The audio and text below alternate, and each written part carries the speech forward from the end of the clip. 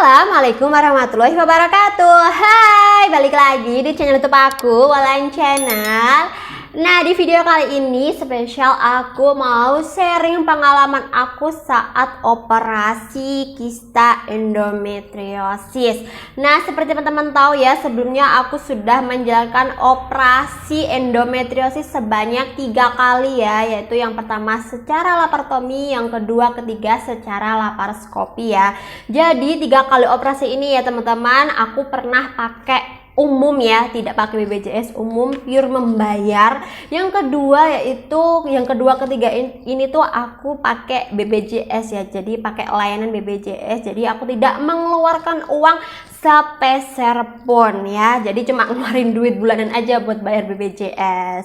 Nah, di video kali ini tuh aku mau sharing nih teman-teman beberapa pengalaman pahit ya menurut aku yang sangat mengenang banget ya, karena mungkin kenapa sangat terkenang ya, karena apa ya, saat momen itu gitu ya, saat waktu itu tuh karena kayak ngena banget gitu loh ya.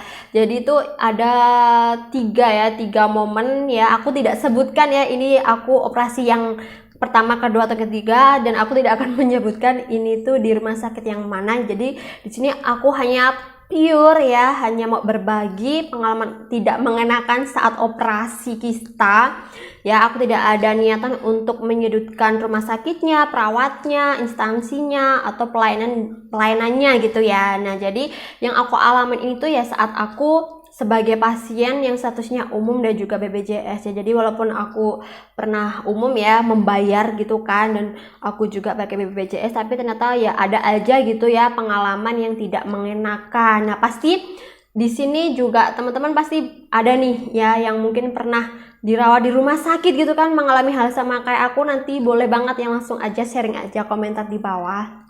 Nah, untuk pengalaman pertama ya teman-teman yang sangat tidak mengenakan ya, yang sampai saat ini tuh aku tuh masih kerasa ya, yaitu hilangnya obat bius ya teman-teman. Jadi waktu itu ya ceritanya tuh aku habis selesai operasi gitu kan, habis selesai operasi, dan aku itu sadar itu sekitar 3 jam setelah operasi. Nah, habis itu karena masih efek obat bius, aku masih tertidur, akhirnya tertidur lagi tuh teman-teman sampai tengah malam. Nah, jadi aku sadar bener-bener bisa melek, bisa ngomong gitu ya, itu saat tengah malam, jam 1 malam teman-teman. Jadi operasi aku selesai sekitar jam 4 sore, kemudian aku maghrib kalau nggak salah itu ya, aku udah sadar, tapi karena efek obat bius aku tertidur lagi sampai tengah malam, sampai jam 1 malam, dan aku benar-benar itu aku udah bisa benar-benar melek ya, bisa apa ya, berinteraksi, udah bisa ngomong. Nah ini teman-teman, saat di jam berapa ya, jam 1 malam ini ya teman-teman ya, sekitar beberapa menit setelah aku sadar gitu kan teman-teman ya, aku mulai merasakan perut aku itu sakit banget ya, sakit banget ya. Diawali dari sakit tuh perlahan-lahan teman-teman, dari skala kecil semakin naik. Bayangkan teman-teman ya, sebuah perut habis dioperasi, habis dijahit, tiba-tiba obat biusnya itu perlahan menghilang teman-teman, ya. Itu yang aku rasakan ya. Jadi aku merasakan sakit yang luar biasa, yang akhirnya aku tidak tahan ya, dan di titik itu aku nangis ya, karena saking sudah tidak tahannya ya. Awal itu masih kayak oke, masih bisa tahan, lama-lama tuh aku nggak bisa tahan teman-teman. Akhirnya aku menangis ya, di situ aku ditemenin ada bapak sama ibu aku ya. Bapak ibu aku sampai merengek ya, karena kondisi aku masih lemas habis operasi, baru sadar, baru ngomong bentar tiba-tiba nangis kesakitan ya. Aku sampai minta tolong gitu kan sama bapak ibu aku, gimana gitu. Terus bapak ibu aku coba nih, karena ini tengah malam ya teman-teman, jadi hanya ada beberapa perawat yang jaga. Terus ibu aku sama bapak aku sudah tanya nih ke bagian perawatnya kalau aku sudah sadar dan aku merasa kesakitan gitu ya. Mereka ibu tuh minta gimana, apa dikasih obat lagi biar rasa sakitnya hilang. Dan teman-teman tahu apa yang terjadi? Tidak dong, aku tidak dikasih obat sama sekali ya. Perawatnya datang teman-teman, datang menghampiri aku ya, tapi mereka tidak ngasih obat bius atau obat peringan nyeri sakit habis operasi itu enggak. Kata mereka tidak berani ngasih obat karena apa ya, aku lupa alasnya, entah itu tidak ada dokternya atau karena belum jamnya aku dikasih obat teman-teman. Bayangkan teman-teman, aku tidak dikasih obat saat aku udah merasa kesakitan ya, betapa sakitnya. Aku sampai sekarang tuh masih ingat itu rasa sakit yang paling sakit yang pernah aku rasakan, dimana kondisi perut aku habis dioperasi, habis dijahit, dan itu luka masih basah, masih baru, obat biusnya hilang. Jadi aku nggak kebayang ya itu kalau orang-orang yang ada yang berani operasi tanpa obat bius itu, pada itu sakit banget. Dan asal teman-teman tahu, aku menahan rasa sakit itu tuh sampai jam 7 pagi. Yap, selama 7 jam ya, dari jam 1 sampai jam 7 aku menahan rasa sakitku. Aku menahan rasa perutku yang habis dioperasi, yang habis dijahit teman-teman ya. Jadi aku baru dikasih obat ya teman-teman. Obatnya itu kan disuntik lewat infus ya, itu pagi jam 7 teman-teman. Bayangkan, aku udah nangis ya, mulai dari jam aku sadar itu sampai jam 7 ya. Sampai kan aku itu sekamar ada 2 orang ya, sampai sebelahku sampai kayak bantu nenangin ya. Ya mereka juga kayak gak tega, sampai ibuku, bahkan ibu sampai nangis teman-teman lihat aku kesakitan. Coba bayangin, aku nggak tahu ya itu kenapa seperti itu. Coba teman-teman yang mungkin di sini ada yang nakes ya, bisa dijelaskan kenapa gitu loh. Udah tahu kan, aku sebagai, ini pandangan sisi aku sebagai pasien ya teman-teman, kenapa udah tahu pasiennya habis selesai operasi baru sadar, benar-benar sadar, terus merasa kesakitan. Saat merasa sakit ini tuh ya beneran sakit, nggak mungkin lah kita sakit dibuat-buat gitu kan. Kenapa saat itu tidak dikasih obat gitu loh, obat pereda rasa nyerinya gitu loh. Seenggaknya kan kalau emang takut nih bukan saatnya, takutnya nanti dosisnya atau gimana ya, mungkin bisa lah dikasih obat yang dosisnya agak sedikit gitu ya, biar agak meringankan rasa sakitnya. Kalau misal tidak berani, kalau tidak ada dokternya kan ya bisa ditelepon dokternya gitu ya, dihubungin. Tapi setahu aku ya teman-teman, kalau udah pasien keadaan darurat kayak gitu ya, kondisi masih luka perutnya ya, seharusnya tuh dikasih obat gak sih teman-teman? Ya nggak sih? Coba dong, mungkin di sini ada yang nakes, bisa dijelaskan kenapa hal tersebut bisa menimpa aku, atau kenapa sebenarnya, kenapa tidak ada yang ngasih aku obat dan aku baru jam 7 pagi baru dikasih obatnya teman-teman. Tolong dijelaskan kenapa. Nah, next ya, lanjut pengalaman tidak mengenakan yang kedua, yaitu aku mendapatkan, ini beda rumah sakit ya teman-teman. Ini aku mendapatkan seorang perawat tuh yang sikapnya itu jutek banget. Dan perawatnya ini tuh statusnya tuh masih mahasiswa loh teman-teman. Dia tuh magang, ya betul banget, dia tuh magang di rumah sakit yang tempat aku selesai operasinya.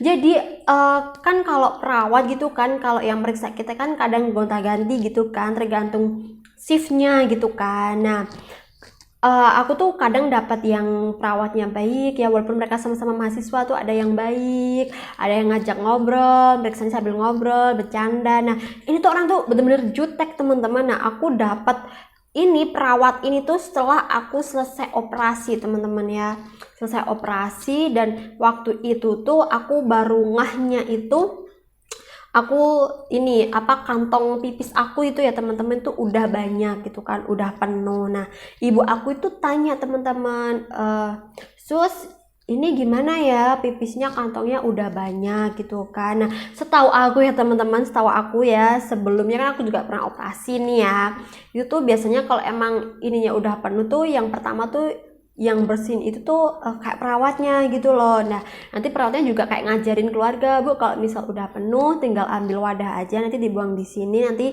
pipisnya dibuang di kamar mandi kayak gitu, nanti kantongnya gini-gini dibersihin atau diganti kayak gitu ya. Nah, itu kan ibu aku kan nggak tahu ya teman-teman cara nyopotnya selangnya di tempat pipisnya gimana.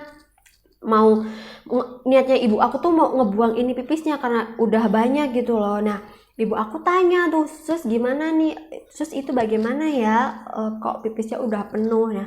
Dan teman-teman tahu, dan jawaban responnya si perawat itu cuek banget teman-teman, bener-bener cuek. Aku masih ingat wajahnya, ya ampun, kok ada perawat yang kayak gitu, padahal dia tuh kondisinya tuh posisinya masih mahasiswa, masih magang di situ, wey, gitu kan. Dan apalagi kita kan pasien gitu loh, kita kan pasien gitu kan di situ ya, harusnya dilayani dengan baik. Dia tuh responnya itu cuek, jutek, dan sewot jawabnya teman-teman. Dia itu ngasih contoh gitu ya, ngasih contoh tapi sambil kayak gedebak dan ekspresi wajahnya tuh jutek banget gitu ya. Ibu aku yang nggak tahu apa-apa ya, ibu aku cuma melihat aja, ngelihat gitu. Oh gitu ya, gitu ya udah. Habis itu langsung cabut gitu kan. Nah terus akhirnya kan ibu aku kesel ya, akhirnya kan cerita tuh sama bapak aku sama pasien di sebelah aku gitu ya, orang yang nunggu pasien di sebelah aku gitu ya, itu kok cuek banget sih perawatnya kayak gitu. Terus orang lain pada jawab, iya betul itu cuek banget kayak gini. Terus ternyata itu kita akhirnya ibu-ibu kita gitu, ibu-ibu yang di sini tuh akhirnya tuh kayak lapor gitu di bagian perawat yang lain, perawat yang emang benar sudah perawat di situ ya. Kita kayak ngadu gitu loh, terus kok perawat yang mbaknya ini ya, yang magang itu, yang pakai hijab itu kok cuek banget ya anaknya ya kayak gini. Terus kalian tahu jawaban susternya perawat yang lain tuh, yang udah jadi perawat ini gimana? Iya itu emang anaknya agak jutek, kita juga udah dapat laporan tentang anak tersebut dan katanya tuh sudah dikasih tahu, tapi emang anaknya tuh emang kayak gitu, gak bisa dibilangin katanya. Terus nah gimana gitu ya, dia kan serang perawat gitu ya, masa iya perawat merawat pasien dengan muka jutek kayak gitu dan sewot kayak gitu, nggak ada kayak permisi, terima kasih, minta tolong, maaf tuh nggak ada. Padahal kita juga yang minta tolongnya sebagai pasien tuh juga baik-baik, mengucapkan terima kasih. Itu konyol banget ya. Ada yang nggak habis pikir aja, ada perawat yang seperti itu. Terus gimana kamu nanti ke depannya gitu kan. Dan memangnya kalau mahasiswa gitu ya yang nakes perawat gitu, memangnya saat magang di rumah sakit apakah tidak dites gitu ya pelayanannya, cara dia melayani pasien tuh gimana, atau asal terima aja, gimana dong? Aku jadi kayak bingung deh. Coba deh teman-teman, boleh dong komentar di bawah, kira-kira ada gak sih spesifikasi soal jadi perawat, cara melayaninya? Pasti ada gak sih? Ya gak sih? Ayo kita pindah dari perawat jutek ini ya teman-teman. Yang momen ketiga, momen yang menurut aku itu sangat menjengkelkan ya teman-teman, ya itu pengalaman terburuk aku ya saat setelah operasi. Selain aku merasakan rasa sakit ya, itu jadi kondisinya sama ya teman-teman. Aku selesai operasi, aku habis operasi, dan ini beda rumah sakit lagi ya teman-teman ya. Nah setelah jadi tuh kan aku operasi ada di 3 rumah sakit ya teman-teman. Jadi ketiga ini tuh kayak urutannya tuh beda-beda teman-teman. Ada yang selesai operasi langsung kembali ke kamar ya, ke bangsal. Ada yang selesai operasi kita masuk ke sebuah ruang kayak ruang tunggu, terus habis itu masuk ke NICU kayak gitu. Nah ini momen aku ini tuh yang menjengkelkan tuh, aku tuh selesai operasi dan aku tuh mulai sadar teman-teman, obat biusnya udah sedikit hilang gitu ya, jadi aku mulai tersadar. Nah saat aku sadar ini teman-teman, ternyata aku terbaring di sebuah kayak ruangan gitu ya di rumah sakit. Nah itu isinya tuh banyak pasien-pasien yang selesai operasi, jadi setelah operasi dibawa ke ruangan tersebut ya, mungkin itu ruangan kayak untuk nunggu pasiennya sadar gitu kalau menurut aku ya teman-teman. Nah saat aku mulai sadar itu ya teman-teman ya, jadi tuh akan lihat kanan kiri gitu kan. Terus lama kelamaan itu aku merasakan mual teman-teman, entah itu efek dari operasinya atau obat biusnya ya. Aku merasakan mual yang tidak tertahankan gitu ya. Terus aku tiba-tiba tuh muntah di situ teman-teman. Nah itu baru pertama kali teman-teman aku muntah selesai operasi. Sebelum-sebelum itu aku tidak pernah ya muntah, dan muntahnya itu tuh beneran keluar ke sisi kanan gitu teman. Jadi kepala aku miringin ke kanan, muntah gitu kan. Dan kalian tahu teman-teman, di saat aku muntah tersebut itu di ruangan itu tuh banyak sekali perawat teman-teman ya, banyak sekali perawat, tapi tidak ada satupun perawat yang kayak datang ke aku nolongin aku, ini pasiennya tersedak atau pasiennya ini muntah gitu kan, mengeluh sakit pusing tuh enggak ada teman-teman. Dan mereka ya udah cuma sliwer lewat gitu aja. Aku kayak dalam hati aku, woi aku muntah di sini, woi aku ada di sini gitu loh, tolong aku gitu kayak gitu kan. Terus kan rasa muntah kan nggak enak ya teman-teman, di mulut kan kayak asem sepet kayak gitu kan. Dan karena posisi muntah aku posisinya tidur gitu kan, jadi kayak masih ada beberapa muntah yang kayak tertinggal di mulut gitu loh teman-teman. Terus jelas pasti mulut aku kotor dong, mulut sampai ke leher itu, ke telinga sini tuh kotor teman-teman ya, karena aku muntahnya aku miringin gini kan ke kanan gitu kan. Dan saat ada perawat ya cowok, aku inget banget ya, cowok tuh lewat di depan aku kan minta tolong gitu, mas gitu. Dia berhenti, dia jawab, ya mas aku muntah. Oh iya, gitu aja dia jawabnya, oh iya gitu aja. Tapi ya udah, aku nggak dilap, nggak di apa-apain tuh, enggak teman-teman.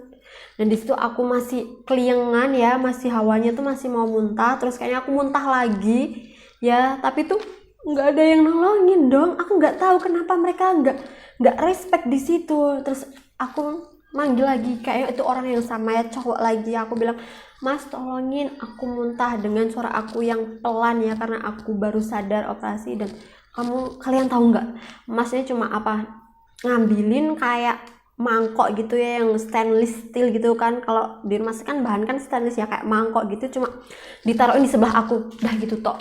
Jadi muntahanku sebelumnya dibiarin aja, didiemin aja gitu lah. Karena aku tuh pengennya, aku minta tolong kalau seenggaknya tuh dilap gitu loh, minta tisu atau lap tuh buat ngelap muntahanku yang ada di pipi, ada di leher, ada di kuping aku gitu loh. Tuh enggak. Terus, mas ini muntahnya gimana, aku sampai bilang kayak gitu. Terus temannya cuma jawab, iya nanti dibersihin kok di ruangan selanjutnya. Cuma gitu doang dong. Sumpah aku kayak, halo, kayak kok kayak gini sih pelayanannya gitu kan. Nah udah tuh setelah beberapa jam, mungkin ada sejam kali ya, setelah aku sadar ya dengan kondisi aku masih ada muntahan di sini aku, sisi aku. Terus aku dibawalah ke ruang NICU. Nah barulah aku di ruang NICU ini diserahkan ke perawat perempuan-perempuan, isinya tuh banyak perempuan-perempuan ya, ada ibu-ibu, ada mbak-mbak. Nah barulah di sini aku kayak diladenin teman-teman, barulah aku kayak dibersihin muntahannya, dibersihin selimutnya, dibersihin ininya aku kayak selimut yang di bawah itu loh diganti, terus aku dipaketin baju gitu kan. Terus ya aku kayak syukur alhamdulillah gitu ya. Aku cuma ini teman-teman kayak bertanya-tanya, itu apa sih, apa emang gitu ya di ruang itu tuh emang perawatnya tuh tidak berhak atau tidak mau bantu pasiennya gitu kalau sedang ada yang muntah atau yang apa. Yang namanya pasien kan ya mungkin tidak semuanya tuh kayak badannya tuh bisa menerima efek dari operasi ya. Salah satunya aku yang waktu itu tiba-tiba muntah, ya seenggaknya tuh cuma minta tolong, woi minta tisu atau lap lah, dilapin aja gitu loh. Dan karena aku juga nggak minta buat digantiin selimutnya, nggak minta digantiin baju, atau aku minta minum tuh enggak. Aku cuma pengen tolong, ini loh muntahnya tuh kan bau ya muntahan ya, dan rasanya juga nggak enak gitu loh. Kenapa kalian diem aja? Coba dong tolong di sini yang nakes, yang tugasnya di rumah sakit, yang bagian tempat-tempat yang setelah operasi ini, kenapa seperti itu ya? Beda banget saat aku udah masuk di NICU. Kalau di NICU emang super duper pelayanannya tuh bagus banget, perawatnya ramah-ramah banget, sangat memperhatikan. Cuma di ruang itu deh kenapa seperti itu? Kan kalian kan perawat gitu loh, pasti kan ya sama pekerjaan kan bantu pasien gitu nggak sih? Nah itu tadi ya teman-teman, pengalaman yang tidak mengenakan saat aku operasi ya, kista endometriosis ya.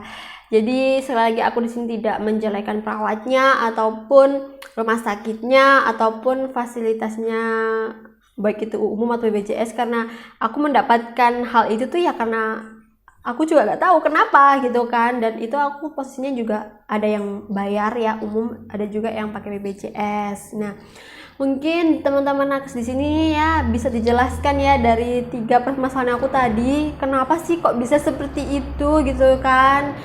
Terus buat teman-teman nih yang mungkin ada pengalaman tidak mengenakan gitu ya di rumah sakit, entah itu saat operasi atau tidak, atau lagi sedang periksa atau apa, boleh banget ya langsung aja komentar di bawah ya, atau kalian juga bisa DM di Instagram aku @ulandan nih ya. Aku tunggu cerita teman-teman. Nah cukup sampai sini aja ya cerita aku. Jangan lupa untuk like video ini, kemudian subscribe channel YouTube aku, dan jangan lupa nyalain tombol loncengnya, dan jangan lupa ya untuk di share ke semua sosial media teman-teman agar video ini jadi lebih bermanfaat.